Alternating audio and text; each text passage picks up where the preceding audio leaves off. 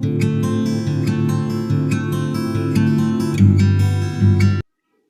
Everyone, मैं doctor Deepti Mathur.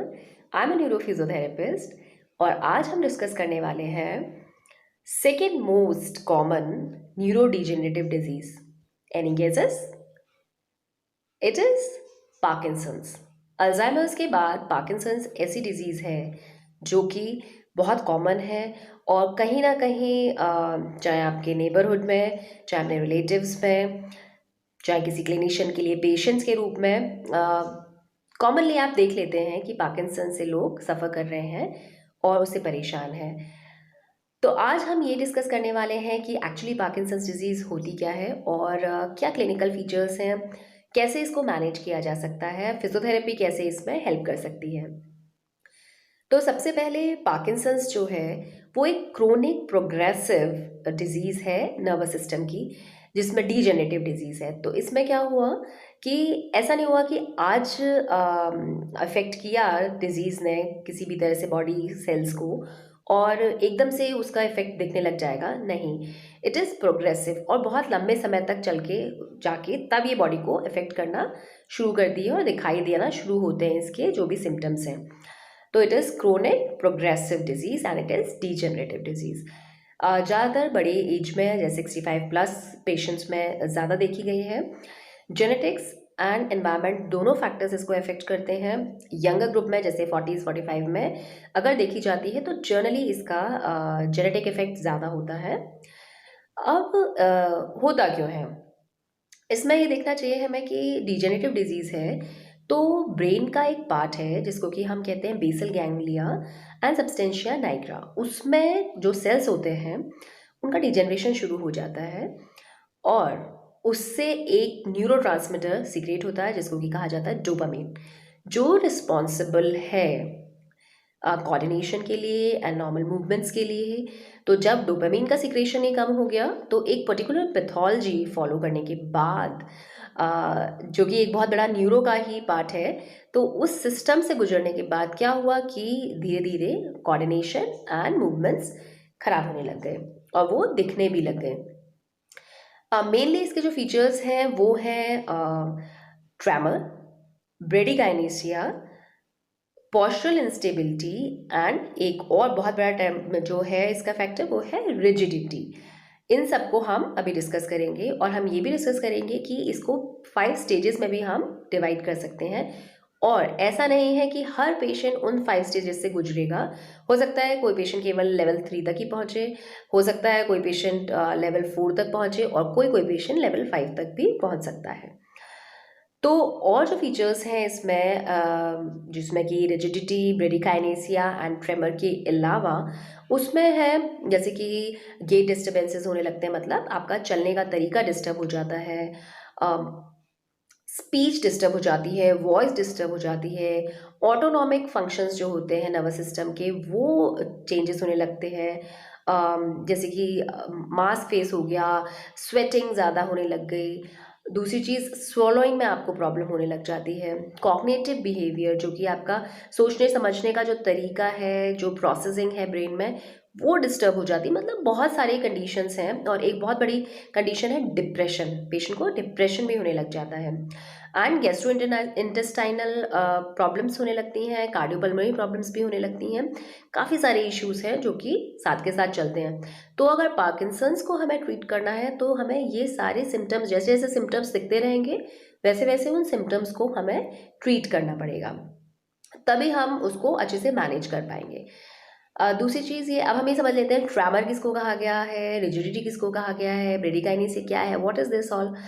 तो ट्रैमर तो अगर हम कहें कि बॉडी पार्ट है उसका कोई इनवॉलेंट्री और ऑसिलेशन हो रहा है, मतलब हमारे कंट्रोल में नहीं है और पार्ट का मूवमेंट हुए जा रहा है, दैट इज ट्रैमर। और वो ऑसिलेशन जनरली देखा गया है कि 3.5 to 7 हर्ट्ज इस फ्रीक्वेंसी में वो ऑसिलेशन होता रहता है।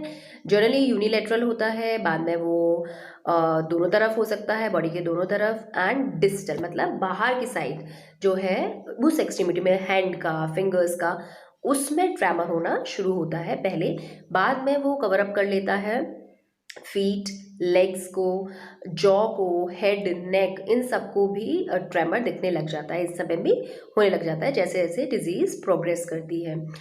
तो ये भी है एक चीज़ कि ट्रेमर्स तो है, एक पिल रोलिंग ट्रेमर है बहुत कॉमनली जो पार्किंसन से एसोसिएटेड, जैसे कि आप पिल को रोल कर रहे हैं, ये वाला मूवमेंट जो है ये एक ट्रेमर होता रहता है लगातार, जो कि पेशेंट को भी नहीं पता चलता है।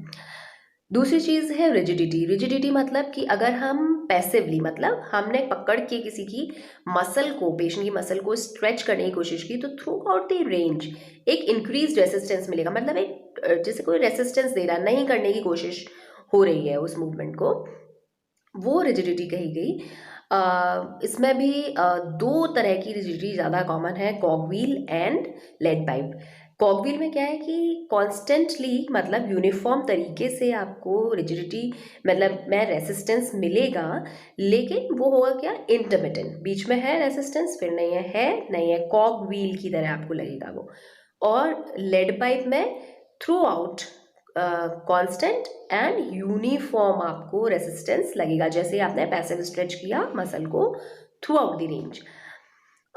दूसरी चीज़ है ब्रेडिकाइनेसिया। ब्रेडिकाइनेसिया मतलब जब भी कोई वॉलेंट्री मूवमेंट, वॉलेंट्री जो हमारे कंट्रोल में है, मतलब मैंने अगर कोई कप उठाने की कोशिश की, पेन उठाने की कोशिश की, तो जब मैंने इनिशिएट किया वो वॉलेंट्री मूवमेंट, तो एक स्लोनेस लगी, मतलब लगा कि मैं मूवमेंट तो ठीक से करना चाह रही थी, लेकिन वो स्लो लगा, मतलब इट इज़ वेरी स्लो। तो दैट इज़ कॉल्ड ब्रेडिकाइनेसिया।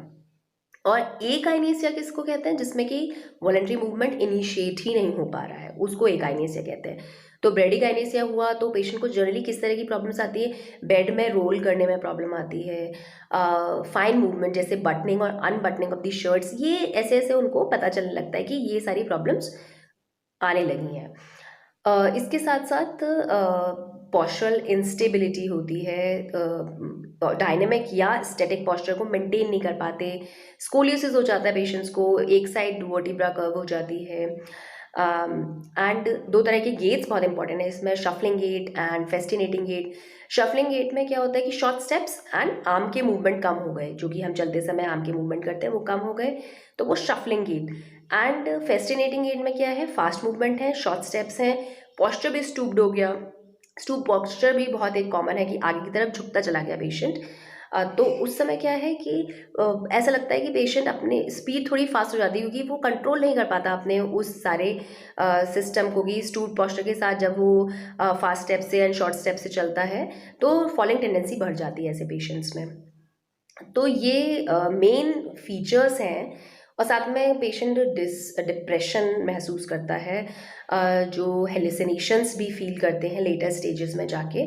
तो ये सारी कंडीशंस हैं जो कि अगर ये सब हो रहा है तो आपको प्रॉपर डायग्नोसिस की ज़रूरत है, प्रॉपर मैनेजमेंट की ज़रूरत भी है।